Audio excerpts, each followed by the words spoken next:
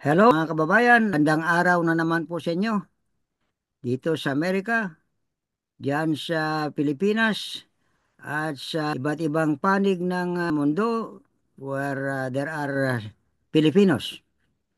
Ito na naman ang inyong kaibigan na si Teddy Molina, ang iyong host sa programang ito, Buhay Pinoy sa Amerika, na nagmumula sa Orodeo TV channel here at YouTube. At nasa kabilang linya naman ang ating co-host, ang ating kaibigan. Walang iba kundi si Mr. Dan Nino na nandun ngayon sa kanyang bahay sa Cerritos sa may Los Angeles, California. Sa mga hindi pa nakakalam, si Mr. Nino ay isang sikat na journalist at columnist, writing for several newspapers in California. And he is the chairman of the board of the Philippine Global Media Group, which is based in Los Angeles. And he is also a duly licensed U.S. tax professional.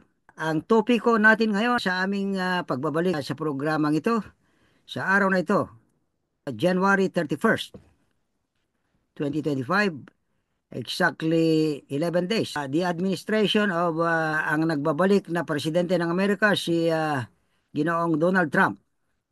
At ito ang unang tatalakayin namin na topiko, ang kanyang 11 days in office, ang mga ginawa niya so far at maraming mga controversial na executive orders at lalo na ito yung tungkol sa immigration. As you all know, yan ang promise niya noong kampanya na ide-deport niya ang mga illegal immigrants. The priority on illegal migrants or undocumented immigrants who are here in Criminals. America na mayroong mga criminal record. At yun ay inumpisahan na niya. Ngayon, Dan, can you enlighten the our viewers on what's happening so far after 11 days of administration by President Trump? Okay. Okay. Alam mo, Ted, maraming mga inuhuli ni yung ng mga police ICE immigration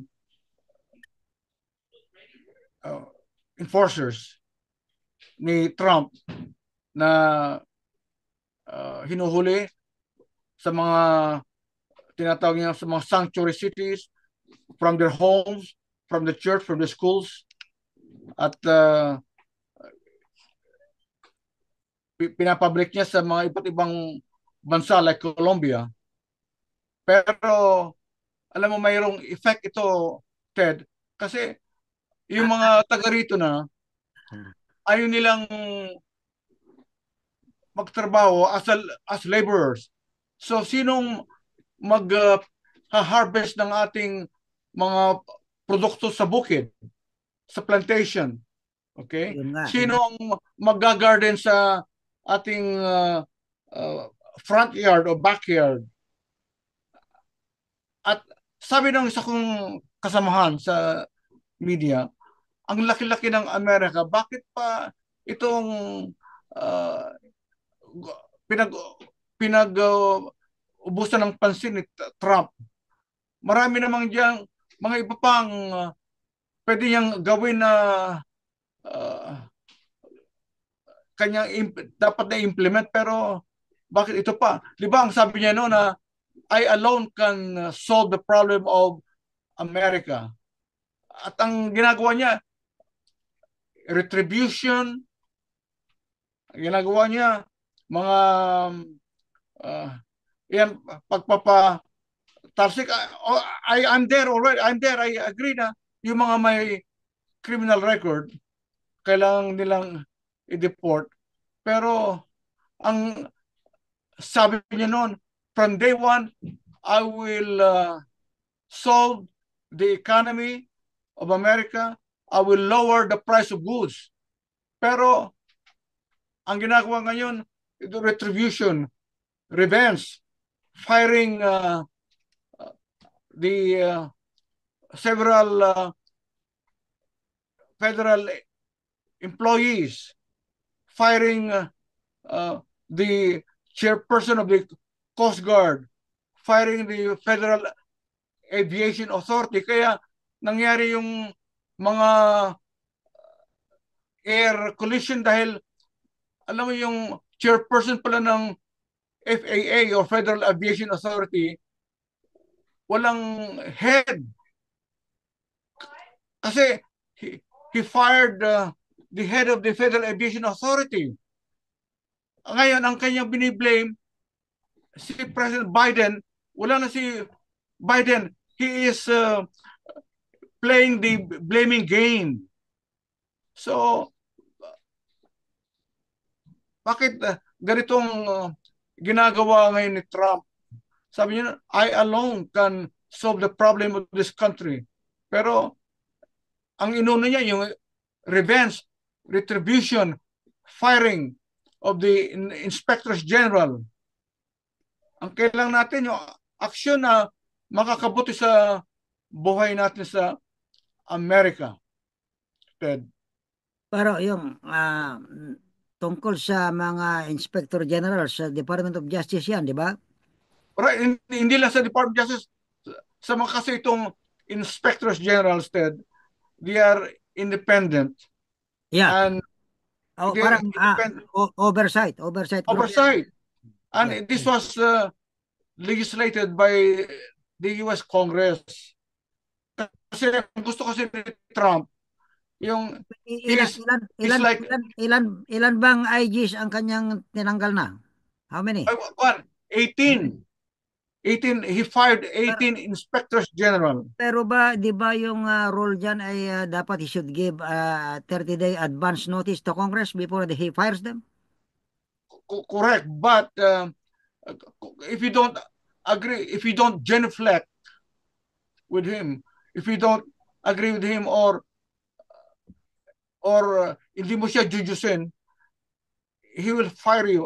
Imagine 18 ang kanya fire na independent, parang oversight ombudsman. So Yeah. gusto niyang he will rule like a king. And Yeah. he's not a king. He is the president of a democratic country. He's not. He wants to be. That's the hallmark of a dictator and a Pero yeah, Dan, yes. at least agree ka na dapat lang na paalisin yung mga illegal immigrants na merong criminal record. Kung yung mga criminal, It's good for the country, right? yeah, it's good for the country. Kung if you're a criminal and you did crime in this country, Yes. you can be deported. And Pero kung yung mga uh, there are 11.7 million illegal or undocumented immigrants daw in the US, and how many of them are having criminal records? Yun ang that dapat we don't know. yun ang dapat i-target niya, Oo. 'di Pero ba?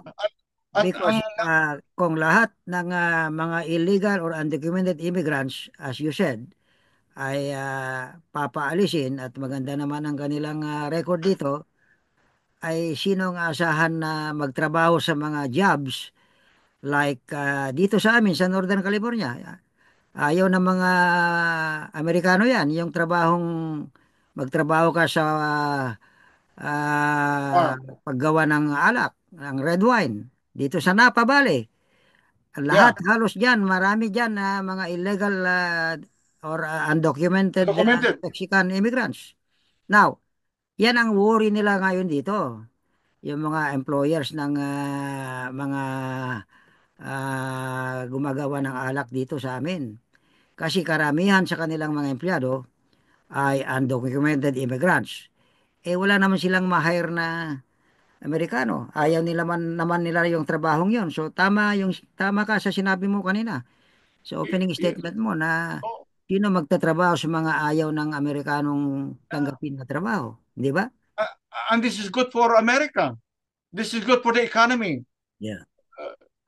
Dahil yung mga dito born, yung mga puti, ayaw nila magtrabaho as a laborer, as in the farm, as gardeners. They don't want that.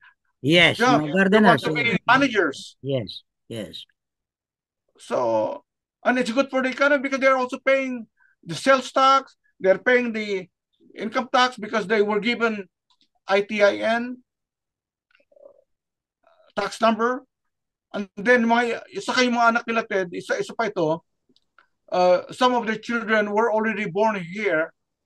So, if they were born here, you're automatically a U.S. citizen as affirmed in the 14th Amendment I know, of pero the iyan, meron U.S. siyang, Supreme Court. pero meron siyang controversial order, di ba? Executive order. Ayan, meron siyang Na controversial. aalisin na niya yung birthright citizenship. Yeah, that's what it is.